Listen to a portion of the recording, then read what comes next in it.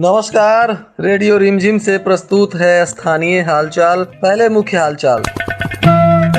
जिले में सख्ती से कराया गया धारा 144 का पालन। डीएम और एसपी सहित सभी वरीय पदाधिकारी करते रहे क्षेत्र का भ्रमण। थावे रेलखंड पर आज भी रद्द की गई थी सभी ट्रेनें। स्टेशनों पर पुलिस रही तैनात। जिले में नहीं दिखा कहीं भी बंदी का असर। चप्पे चप्पे पर बनी रही पुलिस की नजर। राष्ट्रीय शिक्षक पुरस्कार के लिए 20 जून तक होगा ऑनलाइन आवेदन। सरेया वार्ड नंबर 1 बना महामारी का जन्मदाता।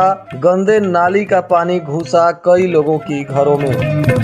स्थानीय हालचाल के इस अंक के साथ मैं अनिकेत मिश्र। अब हालचाल विस्तार से।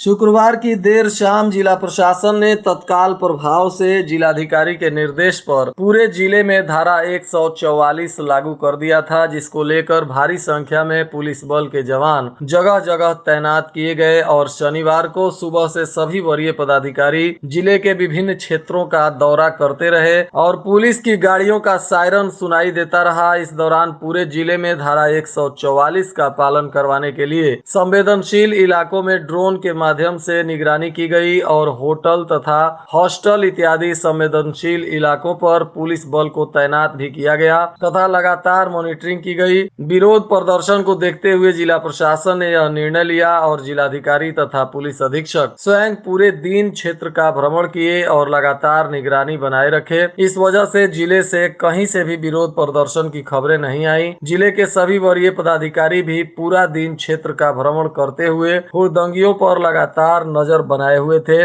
इस दौरान 1 दर्जन से ज्यादा लोगों को पुलिस ने हिरासत में भी लिया और चिन्हित स्थानों पर वीडियोग्राफी भी करवाई गई। सभी पदाधिकारियों के साथ वीडियोग्राफर को भी तैनात किया गया था ताकि व्यवस्था बिगड़ने वाले लोगों की वीडियोग्राफी करवाकर जिला प्रशासन ऐसे लोगों पर सख्त से सख्त कार्रवाई कर सके। अग्निपथ योजना के बाद विरोध प्रदर्शन को देखते हुए गोपालगंज जिला प्रशासन ने रेलवे स्टेशनों की सुरक्षा बढ़ा दी। इस दौरान जिलाधिकारी और पुलिस अधीक्षक ने कई रेलवे स्टेशनों का दौरा किया और वहां के सुरक्षा व्यवस्था की समीक्षा की। इसके बाद भाजपा के जिला कार्यालय पर भी पुलिस को तैनात कर वहां भी सुरक्षा बढ़ा दी गई है। लगातार वरीय पदाधिकारी इन सभी स्थानों की मॉनिटरिंग कर रहे हैं। प्रदर्शन के द्वारा रेलवे को बहुत ज्यादा क्षति पहुंचाया गया है और इसी को ध्यान में रखते हुए थावे रेलखंड पर चलने वाली सभी ट्रेनों को शुक्रवार के बाद शनिवार को दूसरे दिन भी सभी ट्रेनों को रद्द कर दिया गया। थावे रेलवे स्टेशन पर रेल पुलिस के जवान रात और दिन गश्ती करते रहे। सभी जगह सुरक्षा व्यवस्था का विशेष इंतजाम किया गया था। रेल पुलिस के लोग पूरी रात गश्त करते हुए रेलवे की सुरक्षा में लगे रहे। कई जगहों पर रेलवे में प्रदर्शनकारियों द्वारा पहुंचाए गए भारी नुकसान को देखकर रेलवे ने यह विशेष सुरक्षा व्यवस्था की है। शुक्रवार को गोपालगंज में बंद का आह्वान किया गया था, परंतु पुलिस के चाक चौबंद व्यवस्था के वजह से और धारा 144 लागू हो जाने के कारण जिले में कहीं भी बंद का असर दिखाई नहीं दिया। सभी जगह दुकानें अपने नियमित समय से खुली और दुकानों का संचालन हुआ। हालांकि इस दौरान बिजनेस पर जरूर असर पड़ा क्योंकि यातायात प्रभावित होने से बाहर के लोग शहर में नहीं पहुंच सके। इस वजह से बिजनेस पर इसका असर जरूर दिखा, परंतु दुकानें खुली रही और स्थानीय लोगों का आवागमन भी दिखता रहा।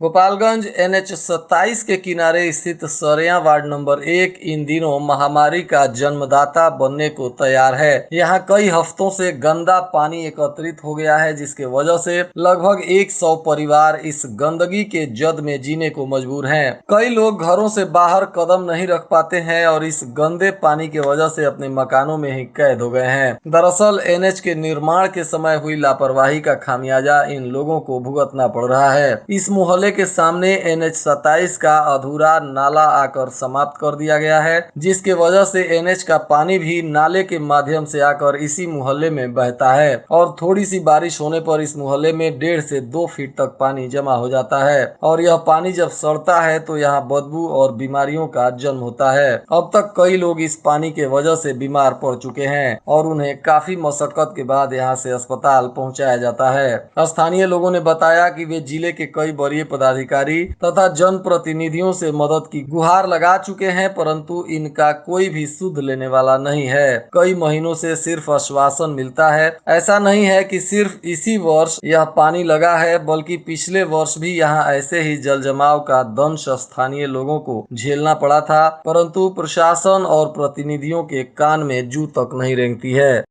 भोरे थाना की पुलिस ने दो अलग अलग जगहों पर कार्रवाई करते हुए 249 बोतल शराब बरामद किया। पुलिस ने इस कार्रवाई में एक कार और एक मोटरसाइकिल भी जब्त की है। तो वहीं 3 लोगों को पुलिस ने गिरफ्तार किया है और 2 लोग फरार बताए जा रहे हैं। इसमें पहली कार्रवाई जगतौली ओपी के पास की गई, जहां कोइरीगांवा रोड में पुलिस की चेकिंग को देखकर 2 शराब तस्कर अपनी बाइक छोड़कर फरार हो गए और उस मोटरसाइकिल से 238 बोतल देशी शराब बरामद की गई। वहीं दूसरी कार्रवाई में एक कार के अंदर से पुलिस ने 1 बोतल विदेशी शराब बरामद किया और इस कार में सवार 3 लोगों को पुलिस ने गिरफ्तार कर लिया। इसमें बरौली के बघेजी गांव के अंकित कुमार, सोनू कुमार और राहुल कुशवाहा बताए जा रहे हैं। इन तीनों पर उत्पाद अधिनियम के तहत मामला दर्ज कर इन्हें न्यायिक हिरासत में जेल भेज दिया गया।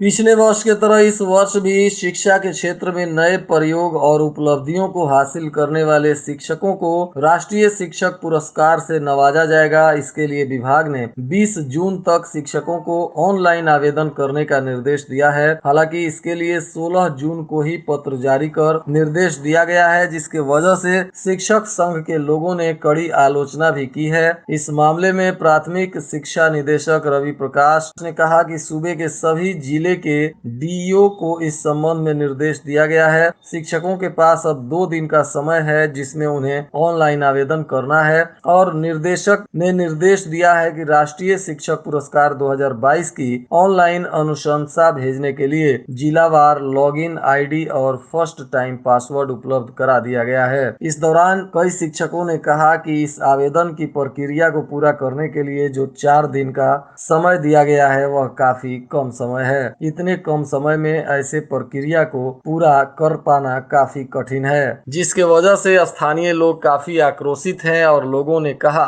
कि अगर प्रशासन समय पर कदम नहीं उठाता है तो हम लोग सड़क पर उतरकर विरोध प्रदर्शन करने को बाध्य हो जाएंगे। वहीं भोरे में बोलेरो की ठोकर से एक वृद्ध व्यक्ति गंभीर रूप से घायल हो गए, जिनकी स्थिति चिंताजनक देखते हुए स्थानीय अस्पताल से सदर अस्पताल रेफर कर दिया गया है, जहां इस घटना में घायल कपिल देव गुण का इलाज चल रहा है। भोरे थाना क्षेत्र के कोरिया गांव में घर का सामान ले जा रही एक किशोरी को सांप ने काट लिया, जिसके बाद परिजनों ने तत्काल उसको सरकारी अस्पताल में भर्ती कराया, जहां से स्थिति गंभीर देखते हुए डॉक्टरों ने गोपालगंज रेफर कर दिया, जहां इस पीड़ित बच्ची काजल कुमारी का इलाज चल रहा है और परिजन इस सर्पदंश के बाद काफी चिंतित दिख रहे हैं। अग्निपथ को लेकर बवाल के बीच विपक्षी दलों के द्वारा बिहार बंद का आयोजन किया गया था, परंतु भोरे क्षेत्र में भी इसका कोई असर नहीं दिखा और सभी दुकानें आम दिनों की तरह खुली रहीं और लोगों का आवागमन भी जारी रहा। वहीं जिला प्रशासन की टीम पूरे दिन यहां क्षेत्र में भ्रमण करती रही और पुलिस की गाड़ियां भी सायरन बजाते हुए आती जाती रहीं। वहीं भोरे थाना क्षेत्र के कावे गांव में एक अज्ञात चोरों ने अनुराग मोबाइल केयर नाम की एक दुकान में चोरी कर काफी सामानों को नुकसान पहुंचाया है। इस दौरान सीसीटीवी फुटेज भी सामने आया है, जिसमें एक चोर का चेहरा नजर भी आ रहा है। बताया जा रहा है कि यह दुकान दयाल छापर गाँव के राजेश कुमार की है। इसने शुक्रवार की रात को दुकान का ताला तोड़कर चोरों ने चोरी की घटना को अंजाम दिया है। फिलहाल इनके बयान पर पुलिस ने मामले की जांच पड़ताल शुरू कर दी है और सीसीटीवी फुटेज के आधार पर चोर की पहचान की जा रही है। पंचदेवरी प्रखंड क्षेत्र के तिवारी छपरा गांव में जल संरक्षण के लिए किसानों को नुक्कड़ नाटक के माध्यम से जागरूक किया गया। इस दौरान किसानों को ड्रिप सिंचाई पद्धति से होने वाले लाभ की जानकारी दी गई, ताकि इस सिंचाई पद्धति से किसान पानी बचा सकें। और जागरूकता कार्यक्रम के दौरान कृषि पदाधिकारी राजकुमार ने बताया कि किसान ड्रिप सिंचाई पद्धति को अपनाकर जल संरक्षण करते हुए पैदावार में भी वृद्धि कर सकते हैं। वहीं जादवपुर थाना क्षेत्र के मंगलपुर पुल के पास एक पिकअप अनियंत्रित होकर पलट गई, जिसमें एक महिला की मौके पर ही मौत हो गई और पिकअप पे सवार 6 लोग गंभीर रूप से घायल हो गए। स्थानीय लोगों के सहयोग से इन सभी लोगों को सदर अस्पताल में भर्ती कराया गया, जहां इनका इलाज चल रहा है। वहीं इस घटना में जिस महिला की मौत हो गई, उनके शव को पुलिस ने कब्जे में लेकर पोस्टमार्टम कराया है और परिजनों को सौंपने की तैयारी में जुट गई है। ये लोग बेतिया के नौतन क्षेत्र के निवासी थे और गोपालगंज जा रहे थे। इसी दौरान मंगलपुर के पास यह हादसा हो गया। गोपालगंज व्यवहार न्यायालय के नवीन भवन परिसर में अंतर्राष्ट्रीय योग दिवस के अवसर पर योगा करने की तैयारी शुरू कर दी गई है। इस दौरान कई वरीय पदाधिकारी और माननीय न्यायाधीश कार्यक्रम में हिस्सा ले सकते हैं। इसको लेकर तैयारियां चल रही हैं और गोपालगंज व्यवहार न्यायालय के कर्मी इस आयोजन को सफल बनाने के लिए काम कर रहे हैं। इसमें न्याय व्यवस्था से जुड़े हुए और भी कई लोग योगा कार्यक्रम में हिस्सा लेंगे और प्रशिक्षित योग शिक्षक के द्वारा इस योग कार्यक्रम का संचालन किया जाएगा। बताते चले कि 21 जून को अंतर्राष्ट्रीय योगा दिवस मनाया जाता है और इसको लेकर गोपालगंज में भी कई जगहों पे योगा का कार्यक्रम आयोजित किया जाएगा। इसको लेकर जगह जगह पर तैयारियां शुरू कर दी गई हैं। अग्निपथ के वजह से चल रहे विरोध प्रदर्शन को ध्यान में रखते हुए बिहार के डिप्टी सीएम तारकिशोर प्रसाद का गोपालगंज आगमन का कार्यक्रम स्थगित कर दिया गया है। प्राप्त जानकारी अनुसार विकास योजनाओं की समीक्षा तथा एक निजी होटल और मैरिज हॉल के उद्घाटन के कार्यक्रम में शामिल होने के लिए तारकिशोर प्रसाद को गोपालगंज आना था और इसके वजह से यहां तैयारियां भी चल रही थी, परंतु अचानक आई इस विरोध प्रदर्शन और धारा 144 को देखते हुए डिप्टी सीएम का गोपालगंज आना स्थगित कर दिया गया है और अब अगले आदेश में उनके आने के कार्यक्रम की जानकारी दी जाएगी। जिले में धारा 144 लागू होने के बाद हथुआ के एसडीपीओ नरेश कुमार के नेतृत्व में हथुआ अनुमंडल पुलिस भी अलर्ट रही और ड्रोन कैमरे की मदद से जगह जगह निगरानी रखी गई। इस वजह से हथुआ क्षेत्र में भी कहीं से विरोध प्रदर्शन की खबरें सामने नहीं आई। आज के मौसम का तापमान गोपालगंज में न्यूनतम 27 डिग्री सेल्सियस और अधिकतम 38 डिग्री सेल्सियस रहने की संभावना है। अंत में मुख्य हालचाल एक बार फिर। जिले में सख्ती से कराया गया धारा 144 का पालन। डीएम और एसपी सहित सभी वरीय पदाधिकारी करते रहे क्षेत्र का भ्रमण। थावे रेलखंड पर आज भी रद्द की गई थी सभी ट्रेनें। स्टेशनों पर पुलिस रही तैनात। जिले में नहीं दिखा कहीं भी बंदी का असर। चप्पे चप्पे पर बनी रही पुलिस की नजर। राष्ट्रीय शिक्षक पुरस्कार के लिए 20 जून तक होगा ऑनलाइन आवेदन। सरेहा वार्ड नंबर 1 बना महामारी का जन्मदाता। गंदे नाली का पानी घुसा कई लोगों की घरों में। इसके साथ ही रेडियो रिमझिम से प्रसारित स्थानीय हालचाल का यह अंक समाप्त हुआ। नमस्कार।